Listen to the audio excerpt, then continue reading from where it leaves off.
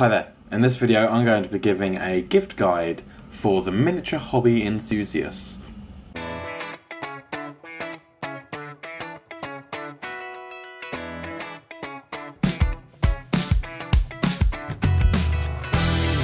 Most of us that enjoy this miniature hobby, whether it be the painting side or the playing side, will normally have friends and family, just loved ones in general, that don't quite understand the hobby. They don't understand the joy of slaving over a miniature for hours on end to make it look nice and then spending a whole day on a single game. However, even though they don't understand the appeal of the hobby, they may still be quite supportive of it, and this is a video for those individuals.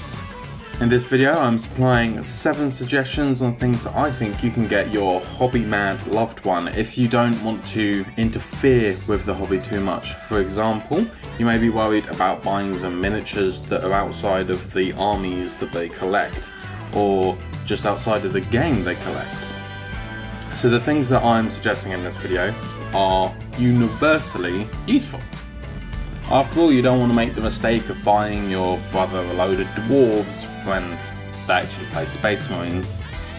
If you yourself are the miniature hobby enthusiast, then why not send this video to somebody that you think may find it useful? Maybe around Christmas time, or if your birthday's coming up, just send it out into the void and be like, yo, presents. Everything that I mention in this video is going to be linked in the description below, so that you can head over to Amazon and click and buy for yourself or that loved one. Scenic bases. Every now and then as a miniature painter we'll want to have a mini that has a bit more visual flair.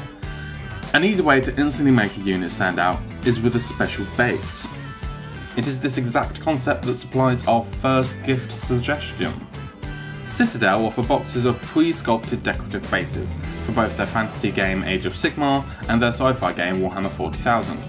If you know what genre your loved one's game falls into, then that's great.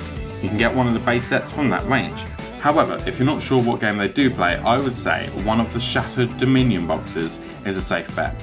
They contain bases that are made up of broken concrete and skulls, which when painted could easily fit into either game genre.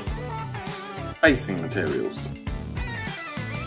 Sticking to the theme of bases, basing materials always makes a great gift.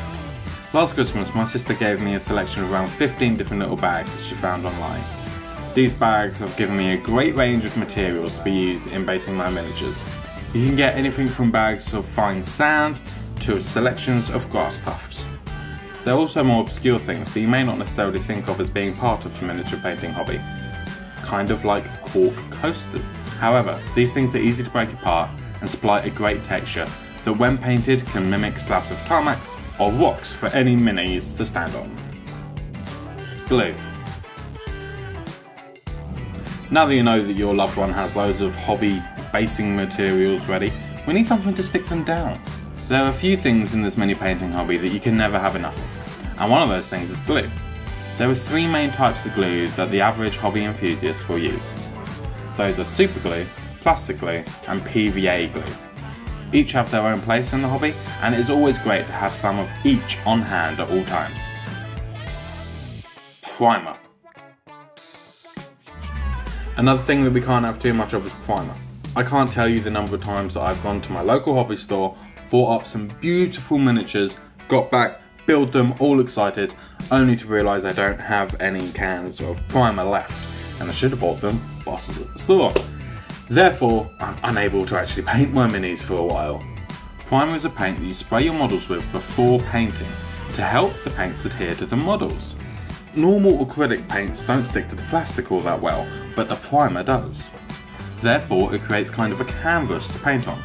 This is potentially my favourite suggestion on the list, as I always feel more comfortable having a few spray cans laying about for my next project. I'd say the safest 3 colours for you to consider buying are simply black, grey and white. Black library books. The company behind the Warhammer games, Games Workshop, has a lot of writers amongst their ranks. After all, every faction and every game seems to come with their own book that contains not only rules, but a sea of lore and backstory. However, slightly more dramatic and fleshed out tellings of the lore exist in the form of novels, produced by Games Workshop through their publishing division, the Black Library. The Black Library consists of thousands of books, perhaps obviously exploring the fantasy and sci-fi genre, but also things like crime and horror, and even comic books. If you do not know what army your loved one plays, and therefore which topics they would be most interested in, the Black Library website does have a Start Here section that offers a great range of books to dip your toe into the world of Warhammer novels. Boxed games. The next couple of suggestions on this list are a bit more on the expensive end. But if you don't want to interfere with their pre-existing games, why not introduce them to a new one? Games Workshop offers loads of great boxed games where everything you need is in the box, from minis to rulebooks. Here are 3 just to name a few. Blood Bowl, a fantasy football game on an amazingly violent level. Necromunda, a game set in the underbelly of the world of 40k. And Aeronautica Imperialis, a game that allows you to play Warhammer 40k but with tiny planes instead. Obviously there are some really cool non-Games Workshop boxed games as well, such as Marvel Crisis Protocol, a personal favourite of mine where you can collect your own Marvel heroes and villains and battle it out in the small skirmishes. Star Wars Legion, a game I'm yet to play but really want to because, you know, Star Wars. Beginner boxes. If you happen to know what your loved one plays, then how about you introduce them to another large army-based game? Like the last suggestion, this is a boxed game, but is primarily used as a stepping stone to enjoying a larger hobby. These boxes normally contain 2 armies, dice, measuring implements, and all the rules you need for what is in the box. It is a great way to introduce people to the game. This is personally how I got into Warhammer 40k, and the Middle-earth battle strategy game. One of the great things about this gift is you give them a strong start to 2 armies within that game system, and they can then expand at their own leisure. I will supply links for the current starter box sets for Warhammer 40k, Warhammer Age of Sigmar, and the Middle-earth battle strategy game. All these links can be found in the description, alongside all the other products mentioned in this video.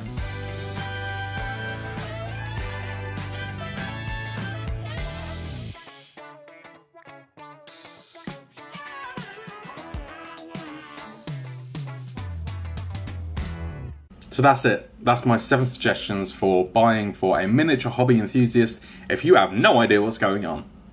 As I said before, there will be links in the description to everything that I mentioned in this video, and it will be through Amazon affiliate links, which means if you make a purchase through those links on the Amazon website, at no extra cost to you, I will receive a tiny commission from your purchase.